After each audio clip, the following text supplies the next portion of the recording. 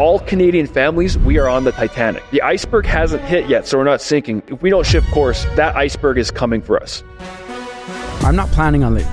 I'm fighting. We want to make this country incredibly great. We begin to see that it really isn't about diversity. It is about punishing the people who perform beyond the mean. For people who don't care, where do you see Canada going? Oh, it's catastrophic. It is that bad. What is the carbon tax doing to lower carbon emissions? Exactly. I love this country. I was born in this country. I believe in what this country stands for. I believe in its people. I believe as a place opportunity for all to come and live, but the path that we're on is not working, and we are not going to be what we're supposed to be if we continue along this path. Yeah.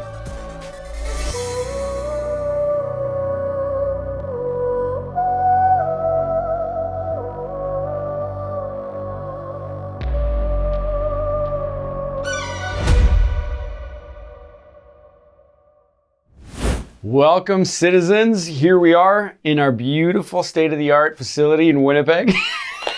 That's the strongest start. We got our citizen logo. That's what all that resembles our other studio. Our Calgary studio is gorgeous. It's beautiful, but the show goes on, and when we're away from it, the show still goes on, and we got to record it. So here we are. It's about the content. Yeah, 100%. It's not about the studio. Exactly. Studio Co is a good place in my heart. I'm a TV guy. I like good-looking stuff, but the show does go on, and I feel like we say this every time, but like, what is going on in our country? Gosh, there's so much to talk about. Lots to talk about. A lot to talk about. Well, you and I, we've been in a little different cities for the last couple of weeks. Yeah. Lots to catch up on. This is actually our first time catching up too. Yeah. But we are hearing there's most likely an election going to be called this weekend. In 3 days, yeah. Yeah. So for end of April, I think, or early May. That is big news. Mark Carney just finished his first, full week as Prime Minister. So it'd be good to recount some of the events and his tour around the world. Interesting to note, he decided to go to Europe and the UK first before trying to connect with Donald Trump, who's apparently the biggest threat to Canada right now. Yeah. Yet it seems like he's being ignored. So we'll talk through that. Did you see that reporter video? I don't know if I have it here, but maybe Paul can tee it up. Where the reporter asked him about the trip that he did to Europe before he was elected Prime Minister on Canadian taxpayer dollars. No. Prime Minister, thanks for taking my question and welcome to Edmonton. And James from the Western Standard. You recently... Sorry about the microphone. Yeah, no problem. I'm a pretty tall guy. You have not been elected in a federal election yet, and you recently flew to Europe on government wide-body jet at the expense of at least $500,000. So the question I have for you today, and maybe I'll say this before I ask the question, these people around you all paid for that flight, and you've not been elected yet. So will you commit to refunding these taxpayers for that flight? Well, it's an interesting question, way of framing it. Look, I'm going to go back to, I'm going to allude to the question that was asked previously by Mr. Staples from the Journal, and the situation that we're in as a country, which is we are in an economic crisis that's brought on, I'm going to answer the question, brought on by the tariffs that have been put on Canada, actual and prospective. One of the challenges... The economic crisis was brought on by former Prime Minister Justin Trudeau, and you were his advisor at the time. I think you would find... These people did not create that problem. I certainly... hey, nobody in Canada created that problem. Nobody in Canada created that problem. The U.S. government has decided to put tariffs on all of its closest allies. All of its closest allies. I wouldn't for a moment suggest that anyone in Canada is the cause of this.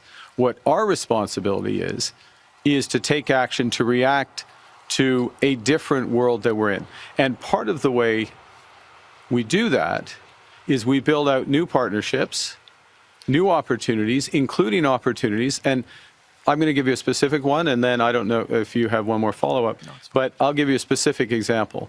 It goes to my previous answer, something I also discussed with the Premier this morning, which is Canada has many advantages, and one of them is in critical metals and minerals. One of the issues is how are we going to develop the trade routes and the trade corridors rapidly in order to export those critical metals and minerals? And who are our clients for that? Who are our customers? Do we only have one customer to the south of us, the customer that's attacking us?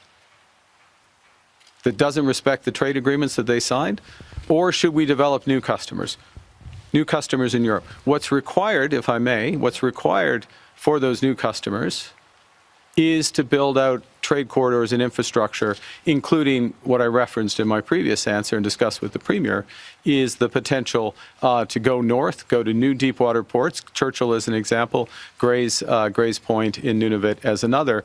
And that creates a whole new set of opportunities for Albertans as a whole, for people across the country, for these hardworking people around me and those like them in the trades. And that's what my job is. I'll take that as a no then. No, you'll take that as a very comprehensive answer to your question. So yes, I did see that, and his answer was yeah. arrogant, man. Yeah. Like, and I understand the difficulty of that question.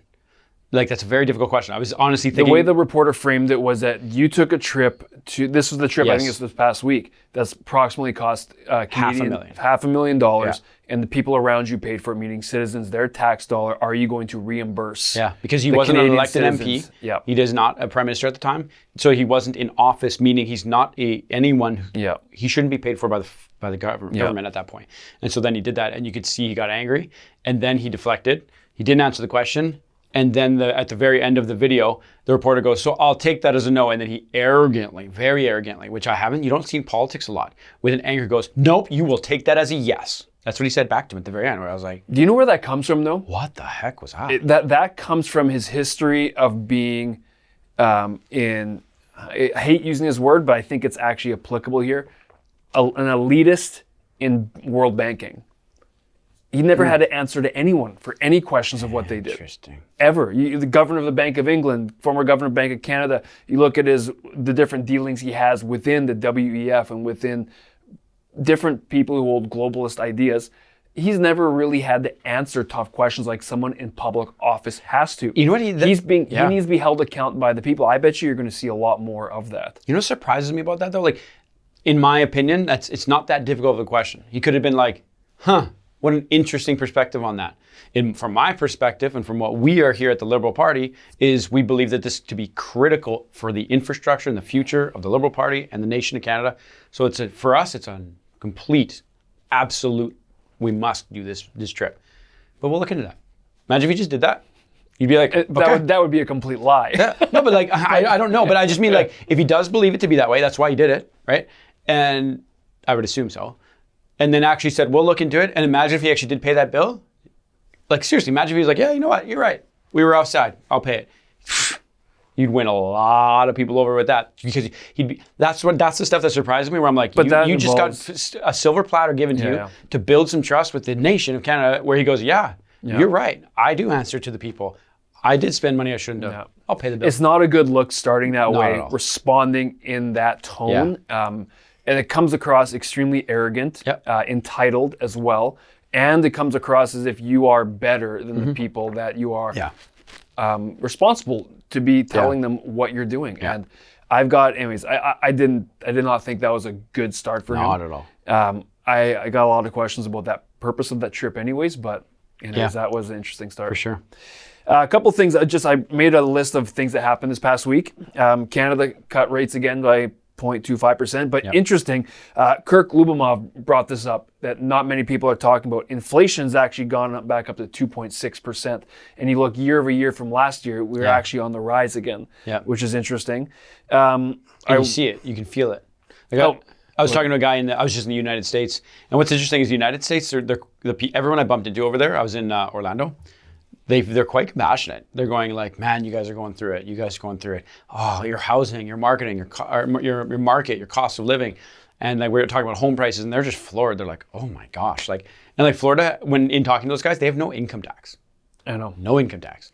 Like when I was talking to them, like when I heard that, I was like, state income tax. Oh, state income tax. So I was just like, oh my gosh. And so then I jumped on ChatGPT and I was like, break down what that means. How much does that mean if somebody makes this much to this much? How much do they save and to this much? And I was like, this is like, it's a big bringing deal. Prosperity to the people. Yeah, it's a big deal. I was just like, oh my gosh, we need to take some notes. Tariffs were put on Canada by China. I've been asking this question in jest on our social medias, just so you guys know. Are we going to boycott China like Canadians are boycotting America? Yeah, No, We can't. It doesn't. Why? It doesn't meet the agenda. Like it's. I'm sorry to say, put it that frank, but that's what it feels like. It I feels think like we'd have to get rid of this. We'd have to get rid of this. We'd have to get rid of this. We'd have to get rid of every car. So many things that's in our country that makes our country Yeah. function and thrive. Yeah, for sure. Yeah. So, anyways, that was something that happened. It was reported as well, a record amount of refugees and asylum seekers are living in Canada currently at 457,000 right now. Justin Trudeau was announced. 457,000? Yeah. Wow. That our refugees are asylum seekers. Justin Trudeau, obviously, it was found out about his pension that he has going on, which pensions are. I didn't hear about that. It's a total of $8.4 million pension that will be paid out over his lifetime from his political last run. 10 years? And I don't have a problem with pensions, people who serve, but Yeah. this is what That's a hefty pension. this is what people are saying. Especially, we'll review this chart in a second, the OECD chart of ranking Canada. I know we're the lowest growth per capita GDP out of the top 50 developed countries in the world. We are the lowest. Yeah. So they're dubbing this last decade as the lost decade. So meaning so many questions no about that. growth, opportunity costs gone, and you have a prime minister that walks away. I don't have a problem with tariffs, and people do, and they do public service tariffs. Pensions, I don't have a problem with them taking pensions. Okay, so but they how can is live his their pension? life. So is that his pension for his entire political career? Must be. Yeah. But like the prime minister, I don't know exactly what they make, but they make like $200,000. Yeah. How do you get an $8.4 million? Well, I think it's paid over. I don't know the exact breakdown, but it's paid out over the next however many No, years. I know, but like even It comes. is that there's just like two a prime payments. minister One payment perk? comes out to about $160,000 per year for a long time, and another payment I think is in the range of $60,000 to $70,000. Paul, you'll have to double check that, but it's in that range over obviously I think the rest of his life. I'm gonna ask ChatGPT here because I don't understand the breakdown. Because the thing is like Just Justin Trudeau's. I want to exactly. I'll do that pension. because I don't understand. Like, if you make a certain amount of money, even people who are make monster salaries, $200,000, $300,000, $400,000, and you work 25 years, you're not getting $8 million. So is that a prime minister perk? That's what I want to find out. Is like why is it nearly $9 million? We know Jagmeet Singh, his pension was very important to him to get that. It was, and obviously how big was that? Do you know? I don't know. I'll find out. That's security. If you guys are watching, let us know what you think of political pensions. I personally think pensions are fine to a certain extent. I don't have a thought yet on what the balance is. Yeah. But it's an interesting. I wonder how big of a tax on the system it actually is. If it's So it says right here, it says eligibility, members of parliament become eligible after 6 years of service and can begin collecting at the age 65 or as early as 55 with a reduced amount. Formula, the annual pension is calculated at 3% of the average of the best 5 consecutive years of salary multiplied by years of service up to a maximum of 75% of average salary. That's what I'm saying. okay. Where does 8.5 million come from? They must massive. multiply by over 20 so years. Or so they like that. use that percentage to create the annual salary, then annual salary for X amount of years. That's where 8.5 comes from. Yeah, but yeah. even that though, So the thing, the that's like a total 35 value, or 40 year calculation at 200 grand. Yeah, 5. Yeah. Wow. the total value. So it says right here, it says Trudeau's estimated pension is this: 17 years at 3% equals 51% of his best 5-year salaries. The best 5-year salary brings him to 381,000. That's 51%. Okay. Holy smokes, doing good. Estimated annual pension, 51%, 381,000 equals 194 per year for life. That's why. For life. That's for life. it. Okay, it's for life. So he gets 194,000 Yeah. for life, indexed to inflation. So let us know how you feel about that. Try to leave the emotions out of it. If you, it doesn't matter your feelings on Justin Trudeau or not. Do politicians deserve a pension, and what does that look like? Because that obviously is a big number. What's really making people frustrated is Wow. that Canada has had its arguably, Yeah. probably you could convince majority of people, the worst decade in Canadian history in terms of growth, GDP growth. It's amazing to see what we are squandering as a nation in terms of our lack of growth. So that's interesting. It happened as well. Oh, sorry. It says here, because while we're on it, it says he's been prime minister for 15 years. He's also been the highest paid prime minister ever. Okay. So, and then this includes lifetime benefits and spousal survival benefits as well. And it's indexed for inflation. That's why. Yeah. So. It's amazing to look at the last 9, you keep saying decade, but the last 9 years, it probably is one of the worst runs Canada has had. By every metric that you can look at, it is worsened. I was reading yesterday, and I saw this as well. I forget who I was listening to, but one out of every 4 Canadians has this thing called food insecurity. Yeah. Now, like, what's food insecurity mean? Meaning that they're either cutting back on meals, they don't have enough supply that they need to feed their kids properly, 3 meals a day, supply their. 1 of every 4 Canadians has we know that food banks have doubled. We know there's mass issues that's going on in our country when it comes to people leaving. I know there's 106,000 people left our country last year to move away. Yep. That's the highest in Canadian history because of opportunity and opportunities abroad.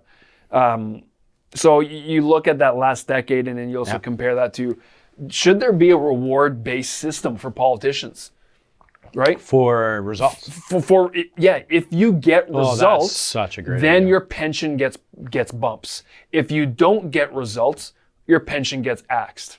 It's crazy that that's like a wild idea. It's not a wild idea. That's how sales commission. That's like and name any everywhere business. else you go. If you run a company, if you're an executive in a company, if you do sales, you're. Oh, it's called a merit-based system. That's a crazy thought.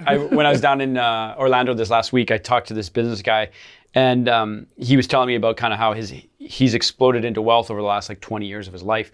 And he started from like next to nothing, like literally making bare minimum salary, minimum wage, kind of grinding his way through, reading books, figuring out business. He had no degree, and just the grind. And then to now he's like, gosh, multi-million income per year, multiple millions. And so one of the things he's talking about is that he flips businesses now. And so he finds a good business, revamps it, and does this. But like when he goes, one of the keys to his success on that was when he found the businesses, he would, at first he was sole owner of all these businesses, and he just wasn't able to flip them around fast enough. Then he gave the executive team, the top 2 or 3 people in the executive team, ownership, slight percentages of ownership. Yep. And all their businesses started incentivized to actually they all skyrocket. He goes, I will never now have a business where I don't give ownership to the executive team, because when they're incentivized, they'll grind. They'll work till midnight. They'll figure it out. Problem comes aboard, they'll solve the problem because they're incentivized. It's exactly the same thing. It's like when you bring incentive into it, it changes the whole picture of how you work and how you live with that project or whatever it is you're working with. I think we do need to relook at our parliamentary system, the Westminster system that we have. We've talked a lot about this. It's showing its cracks. I think we can talk about terms for the amount of time people can be in office. I like the idea of incentive-based things. If there's performance-based metrics you can do. I just think that when we get results like we have, it is not serving Canadians. Yeah.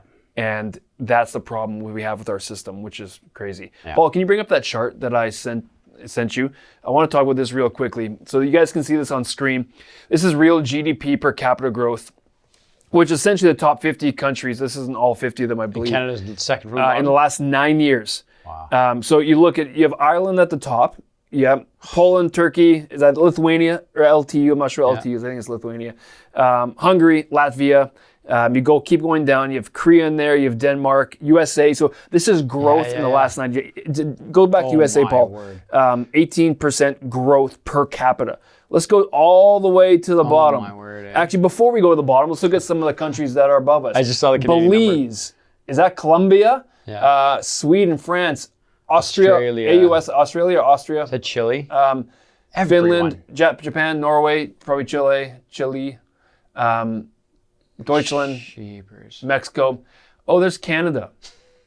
At the very bottom. Laugh. It's so sad. At 1.4% per capita GDP growth. And if you don't know what that means, essentially what GDP, like a way to break down your GDP is essentially the quality of your paycheck. Yeah.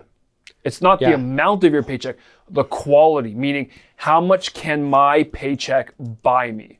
To give you an example, your paycheck in Canada can buy you 60% the amount that same paycheck can buy you in America. That's what, just to give you an idea of it.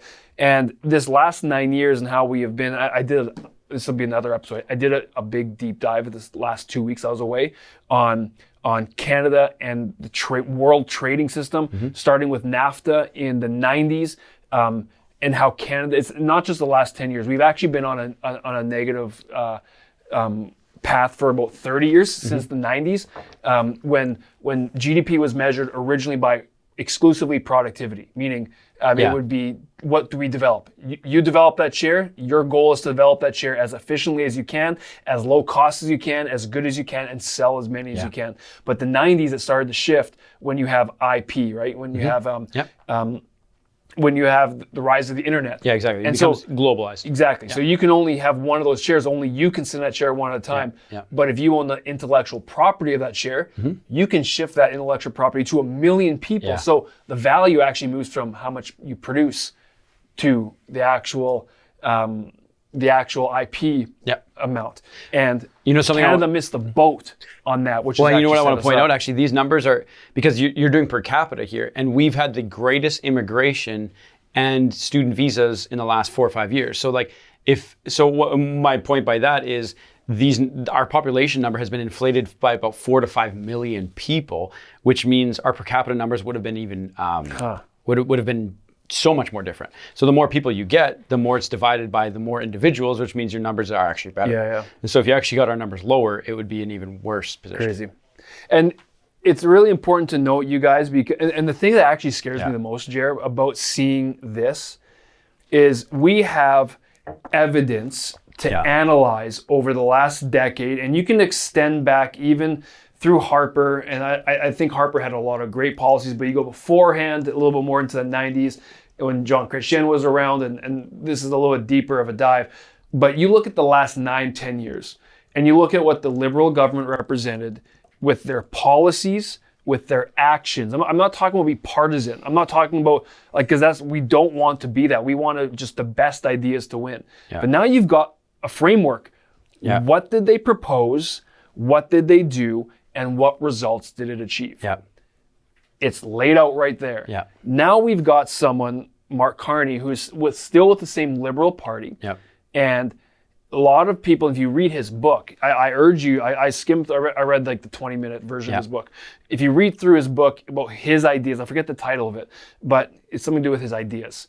You can find out he's not different from what the last 9 years of Liberal government. Yeah. He would be that, but on steroids. Yeah. Like, he believes that stuff. Yeah. And we'll have to bring up the Danielle Smith video, because her reaction, sure. I think, is a really appropriate reaction to their meeting they had just the other day. My point is saying that my biggest concern going forward is that it's either one of two things. Canadians aren't going to be brave enough to accept responsibility for maybe the mistakes that we have made, to change course and to make a better, brighter future. Yep. My concern is Canada, and definitely there's some people in the West, but not as much in the West, definitely more in the East, that they're okay with this type of this results. Yeah. That they're not just okay with it. I don't think they fully understand we it. want more of it. I know. And that's what I'm bumping into more and more, is that as I get into deeper conversations with people, I don't think they fully understand it. I want to correct what I said actually there. If we didn't have such an influx of immigration, our actual improvement would be better. But because we've taken on 5 million, our numbers are worse because we take 5. So I said it backwards there. Yeah. But yeah, I think that people don't understand it. I don't think they fully here's do. where the argument of Rachel Parker, Paul, if you can bring this up later at some point, Rachel Parker, she did an independent survey. She used to be with True North, and now she's independent, regarding the idea of Alberta being independent from Canada. Yeah. I think it's over 50% now. But I'm not saying I don't know where I stand on that yet. I don't think I'm in well, that's another episode. But it speaks to something. But it speaks to the fact of, if you have a country that has very different views from east to west on how it should be run and managed, but the East has got the control, and the West is just being dragged along, whether they like it or not. At the same time as the West is writing paychecks to the East. Yeah, exactly. With the equalization payments and supporting and propping it up. It is creating a very strong argument of, do we need to have very drastic reform to make sure that it is an equal playing field and that everyone can thrive?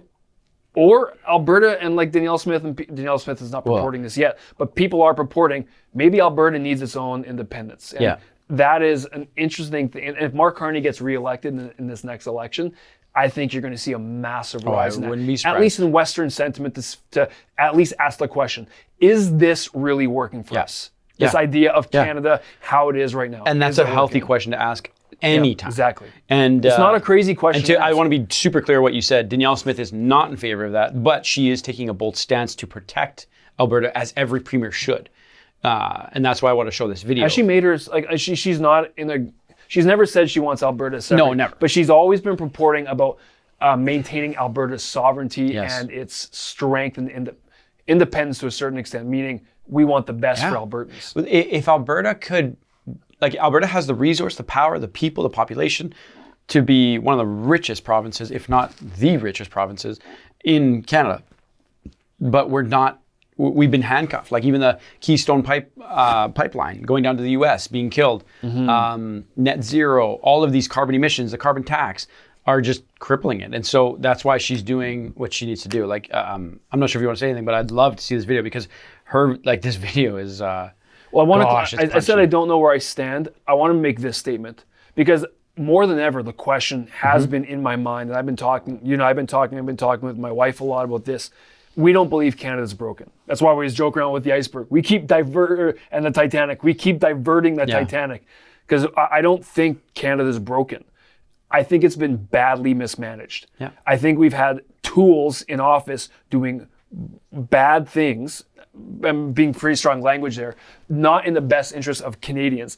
I think that we have the natural ability to make Canada one of the most prosperous nations in the world. I think we can turn, but you need the right leadership and the right people.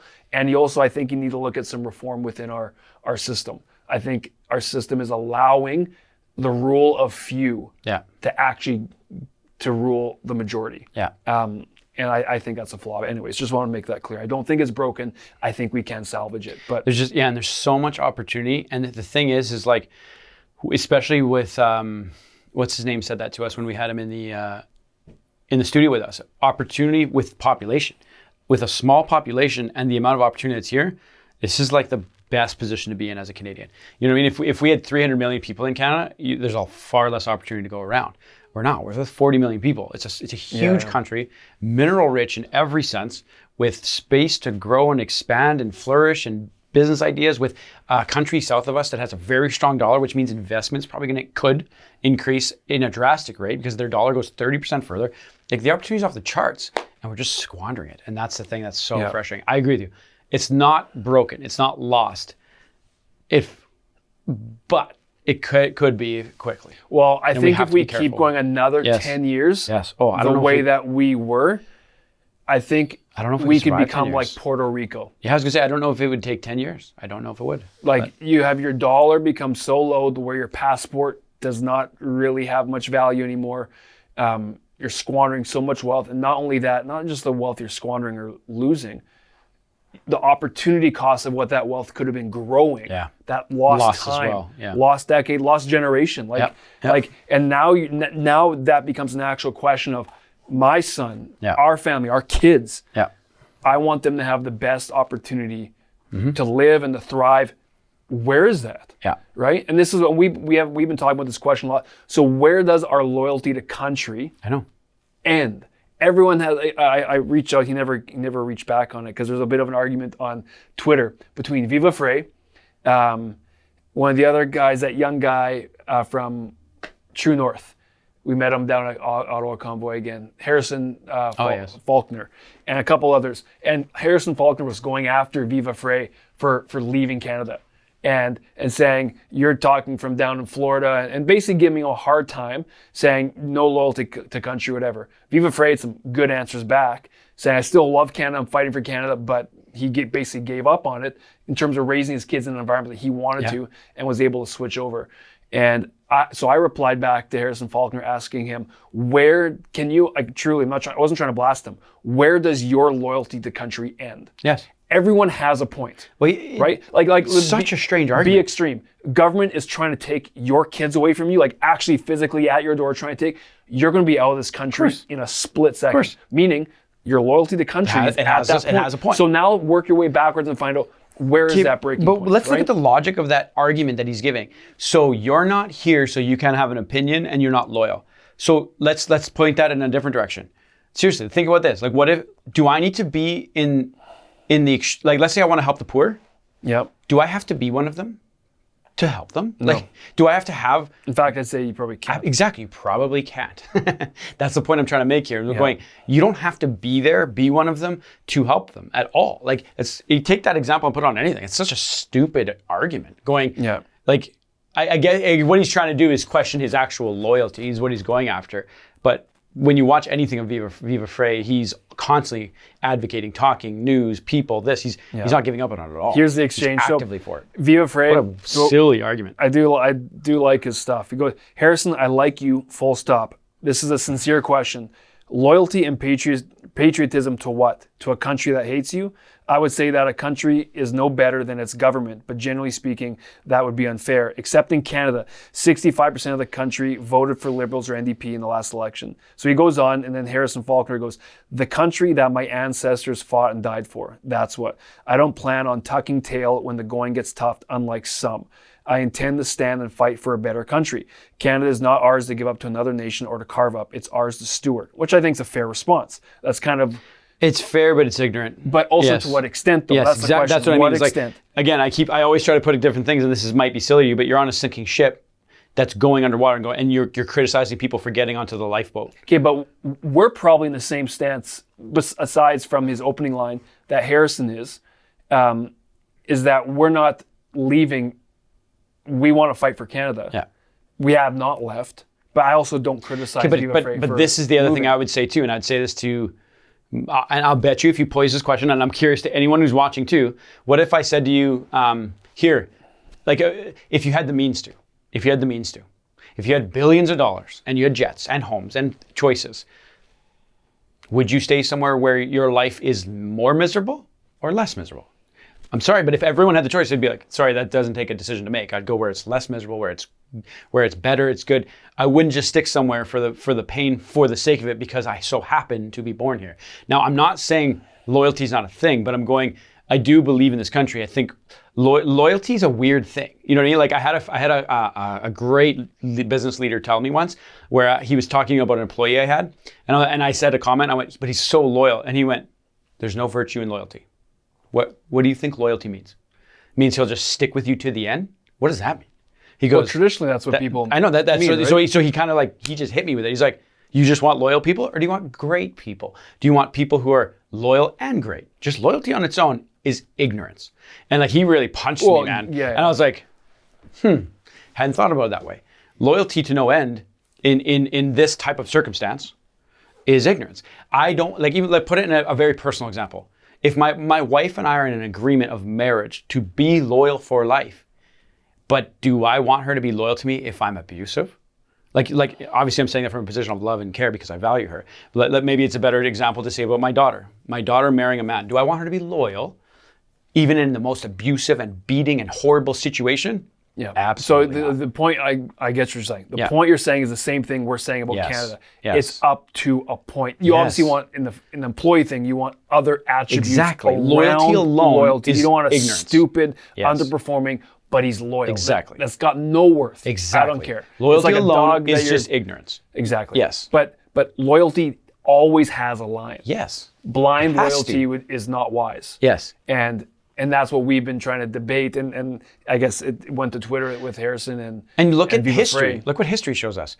When certain things get too far, that's why mutinies happen. That's why wars happen. That's why thrones get overthrown. And like all sorts, like just look at the history. It's like there's always a threshold if they go too far on one side. But that's the balance. That's why we set up political systems like we do with an opposing left, the opposition. Like it's like they're meant to oppose. They're actually encouraged to oppose. By the way, can't do their job right now. I know. Anyway, but that's the whole idea, right? It's like you have to have that opposition, that fight, that balance to keep it from going. Exactly. If one dissolves, it's gone. My mom and I were chatting about this a couple weeks ago, and she brought up the comment because I asked her the question, "What's your loyalty to Canada?" Yeah. She was much more stronger on it than I was because of her parents immigrating here. immigrating for a chance at a better life, and there's a lot of tie and I would say emotion and proper like this is a place that brought freedom because for her parents and her family in a different generation. But the reason that's so strong for her though is because it's like in a person. It's like I have a lot of family members who dealt with addiction, a lot of addiction. And the thing that is the most heartbreaking about addiction is when you know how great they actually are and how great they could be. And that's where it hurts the most. And when you get lost in that addiction, you can't even see that and for you don't, yourself. And then you start to lose hope for the future of that person. And it's a very similar analogy here for the country where you're like, and when you talk to someone like your mom who's at stories and the immigration and the people and how great it could be and this, that's pointing to hope. Because it can be that again, and it could be this, and we could help more people and be richer and better. And but it's like, but that was also a different era. Exactly. Like you look at post World War II, Canada was extremely prosperous for four decades. 5 decades in the 90s and then 2000s it started to shift a bit, especially in the last 10 years. And man, this is such a good conversation about, because I'm interested to know what your guys' line is. Like, can you analyze? Don't just put a blatant response, but think about what is my line? Like, at what point? Because I think we don't want to do that in anticipation of we're going to get there. But it's good to know your boundaries and think through scenarios, because it actually, for me, it reinforces, no, we've got so much to fight for. Like, I don't want this to ever get to a place where Canada becomes like a Puerto Rico, where it's got so much opportunity. It has a place, but now all of a sudden there's no prosperity. Like, by every metric by which we measure prosperity in Canada, it's been on the decline. For sure. And to speak to the analogy about watching my daughter be loyal to an abusive husband, say, the thing that I will correct as well is I hope that she did everything she could. I hope that she fought. I hope that she talked to him. I hope she corrected him. I hope she tried. But if it got to the point where it became so abusive that she couldn't, then there has to be a point. There has to be a point. So I think we got like 5 minutes left. Do you want to do that video? Oh, for sure. Do you want to play that quickly? I think that's worth. Okay, this video is so good. It's punchy, man. I'll just let her talk. Minister of Public Safety and Emergency Services, Mike Ellis, and Minister of Justice, Mickey Amory. We're announcing that government will introduce amendments to the Critical Infrastructure Defence Act to protect essential infrastructure, which in turn protects Alberta's economy and its people. Some amendments are focused on the southern border. Earlier this year, we created a 2-kilometer deep zone in Alberta's side of the Canada-US border and deployed the interdiction patrol team to secure it. Now we're moving that zone into the Critical Infrastructure Defence Act, so the definition of essential infrastructure is listed in one place. Alone, this would be just a bit of legislative housekeeping, but the amendments don't stop there. They also designate oil and gas production sites and facilities where emissions data and records are held as essential infrastructure. This amendment to the Critical Infrastructure Defence Act provides an extra tool to safeguard essential infrastructure from interference, and that includes interference from Ottawa. I would certainly hope that the new Prime Minister has taken the time to read our Constitution, and I would direct him to pay specific attention to Section 92A, which gives the province, not the federal government, the exclusive jurisdiction over non-renewable natural resource development. Alberta will continue in its pursuit of doubling our oil and gas production to meet the growing global demand for energy. And we will not let Ottawa stand in our way. We will not tolerate the continuous unconstitutional overreaches made by the federal Liberal government. Measures like the emissions cap, the net zero electricity regs, the net zero electric vehicle mandate, and the energy industry advertising ban must be stopped now. And make no mistake, Alberta will do whatever it takes to shield our economy from the Liberals' growth-killing lunacy. These amendments we're introducing today would include denying federal workers access to our facilities and the information they contain. I will continue to fiercely and unapologetically stand up for Albertans and defend the best interest of our province, our economy, and our industry.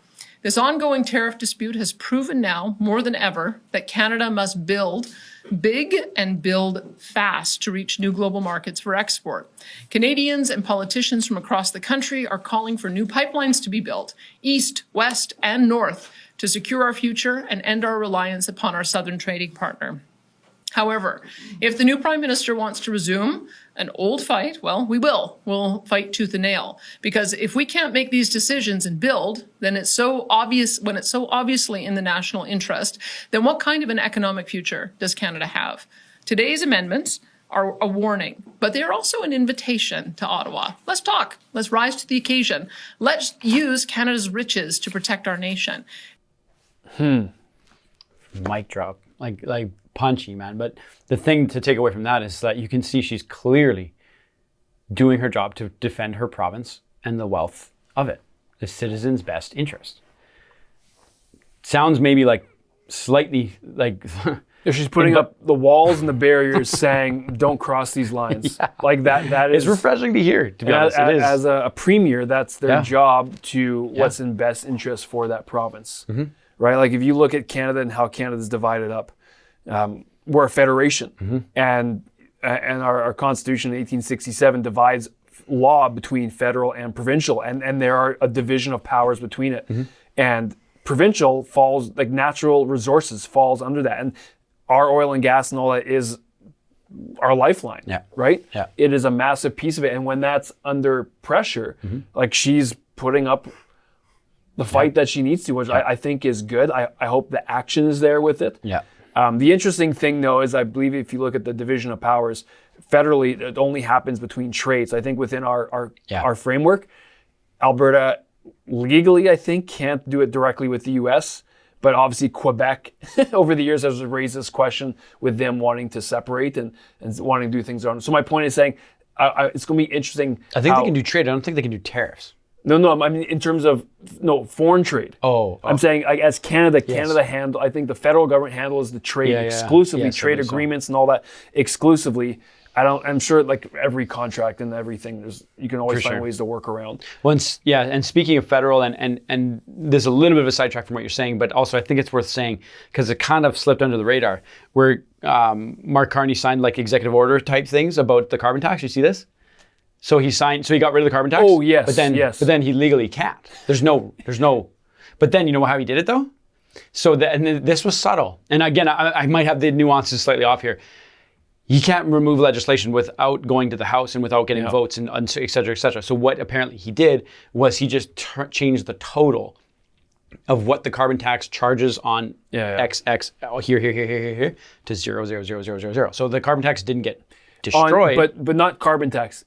Consumer carbon tax. Yes. It's a play on words because it's not the full carbon tax like we think, which it can still be passed down to us through the businesses. And that's not even what I'm talking about. I'm talking about he's doing it without going to votes. He's changing just the number values so that it's zero. It still exists, but as it exists, it's 0.00. So, which again is like... Which they could change it again. Again, over and over and over again. But also, too, he's making moves without going through the proper channels. Yeah, man, it's an interesting place that we're in our country, politically as well. It's odd. You're seeing the rise of there's a massive butting of heads between the way people view how it should be done. It's going to be really interesting to see this snap election. Yeah. If it's called, it's a snap election. We're going to do the actual election be? I think it's going to be end of April or May 5th, April 28th or May 5th. Fast, eh? It's like 5 weeks. Holy smokes. By the time it's called, I think it'll be like 5 weeks. So we'll be all over it for sure. Yeah. We'll see what happens because right now some polls are saying the Liberals are back in the lead. Yeah, they're like I just asked ChatGPT. I said, "What are the most recent polls?" It says right here, current polling averages: Liberal Party approximately 42%, Conservative at 36%, NDP at 10%, Bloc at 7%, Green at 4%. Yeah. So I was like, I don't know where their sources are. Where's the PPC? Non-existent in there, not in this list. I think just a little thought for Pierre. It feels like you're straddling the fence. You got your feet in different territories. You look at someone like people who've been successful. This is my closing thought. You look at Donald Trump. And I'll put it this way because Gad Saad uses this term a lot. He's a honey badger. Is that he's unapologetic about what he thinks. He doesn't play it safe. You look at other guys, and Gad Saad used these comments of Joe Rogan. Doesn't care, biggest podcast in the world, doesn't care what people think about him. Elon Musk doesn't care. He keeps putting his head down. And I think that's, and again, I'm not trying to use those guys as examples for Pierre, but the fact of it feels like Pierre is doing the populism route of just trying to appease and play it safe. And that's not getting you anywhere. Yeah. Where at this crucial moment, you need to stick to your guns, be very clear, don't play it safe, and help the Conservative Party actually get back to what it means to be conservative in values. Because there's so many areas it's not. Yeah. And I think if you do that, you will see a much better response if they believe that way. I think it's a time for boldness and not a time for passivity. Yeah, that's very well said. I think your take is completely right. It's weird to see what they're doing, honestly. And then they're also like, it seems like they're not going on podcasts, not going on videos, not doing interviews. It's like they've gotten quiet right now. It's a bad time to get quiet. Like, this is where we need clarity and answers. If we're 5 weeks away from the election day, gosh, We'll see what happens. crazy. Alrighty. Thanks for hanging, guys. Show goes on. Show goes on. See you next time.